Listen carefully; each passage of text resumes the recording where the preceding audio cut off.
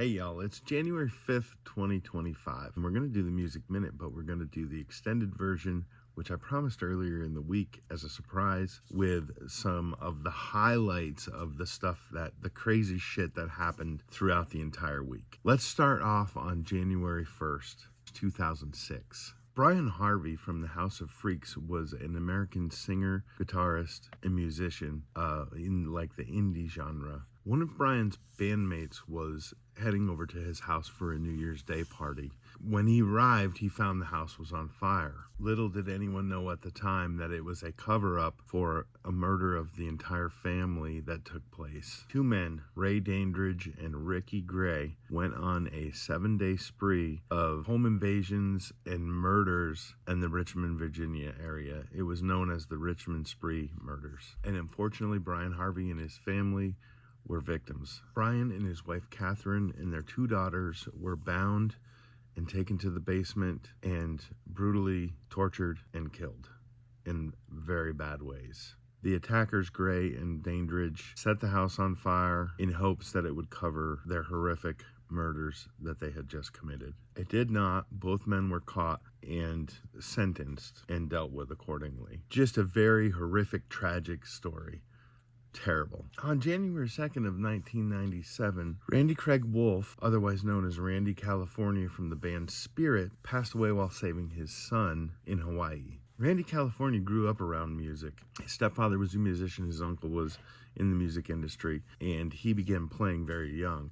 At an early age, he was even playing with Jimi Hendrix. The stage name Randy California was actually given to him by Jimi Hendrix to differentiate him from another Randy in the band at the time. Together with his stepfather and a few other members, they formed the band Spirit around his 17th birthday, and then he wrote the band's biggest hit, which is I Got a Line on You, Babe. Great song. California also wrote the band's other big hit, Nature's Way. They also had another song called Taurus, which if you listen to, hints fairly reminiscent of the intro to Stairway to Heaven. And there was a big lawsuit over this. On March 9, 2020, it was pretty much settled by the 9th District Court. They had not, in fact, copied Taurus. However, listen to the two. You decide. On January 2nd of 1997, the family was visiting Randy's mother's house in Hawaii, and him and his son were out in the ocean. His son was having some difficulties. I don't know the exact details, but Randy pushed him away from a riptide which caught Randy and unfortunately led to his demise. So he was killed saving his son in the Pacific Ocean in Hawaii. Brittany, oh Brittany.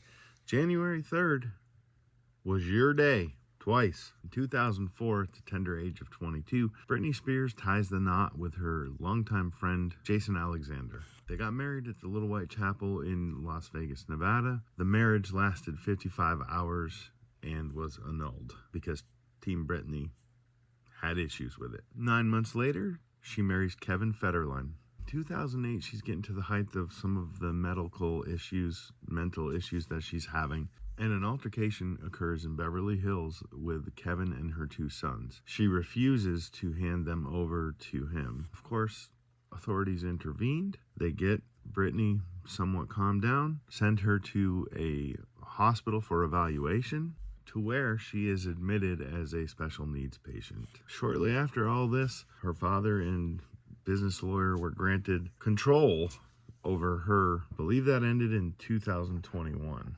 And most recently, on her Twitter feed, Britney pops out with she's interested in adopting a baby girl. She seems to be doing better.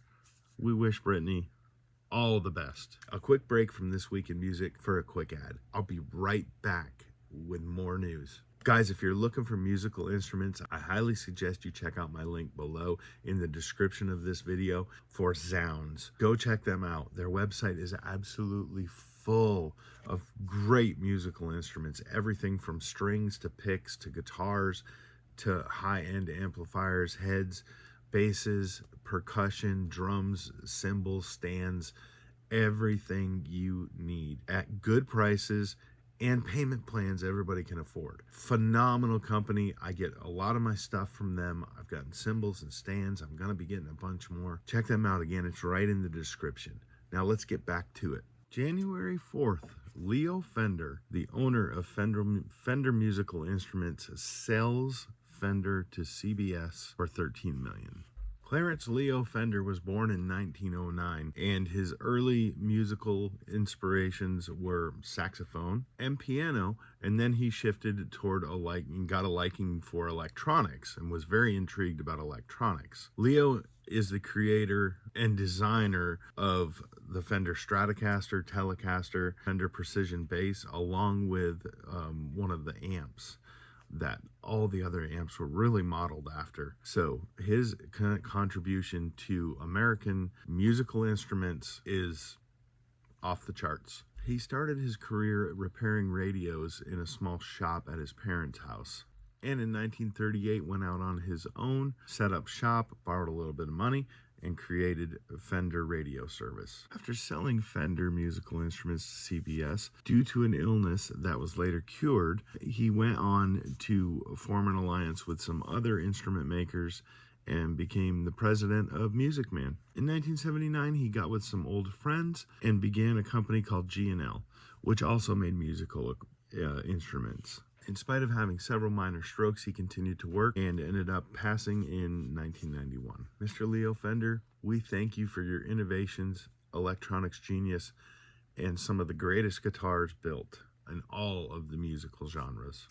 On January 5th, 1998, Salvatore Philip Bono was killed in a skiing accident. Not only was Sonny Bono a singer, a songwriter, and an actor, he was also a politician, serving California in the House of Representatives until his death. Sonny Bono decided as a teenager to get into music and began writing songs at the age of 16. In 1965, after a decent career in the songwriting industry, he formed an alliance with his then wife, Cher. Their last performance together was in 1987 on the David Letterman show, where they sang I Got You Babe, which Sonny wrote. Sonny Bono was a major contributor, writing songs for a bunch of different artists that they did very well with. And then he went on to do some things in Congress to extend copyright laws and things of that nature, and was a very talented individual. January 5th, 1998, Sonny and his family was skiing and ended up going into some trees, whether on purpose or to tree ski, and died from injuries sustained to hitting a tree. Rest in peace, Sonny. Thank you for your contribution to the music industry. Guys, that's going to about wrap it up for this week in music history. Today's Music Minute was kind of just Sonny Bono. Not a lot went on otherwise. I hope you like this format. I'm going to try to keep doing the Music Minutes Monday through Friday, with Saturday and Sunday being devoted to This Week in Music, where we'll look at some of the off-the-wall, weird, very relevant things that happened in the music industry. Thank you all for being with me. I love you. Don't forget to subscribe. Click all the buttons. Click all the buttons on the channel. And we'll see you next time. Peace, y'all.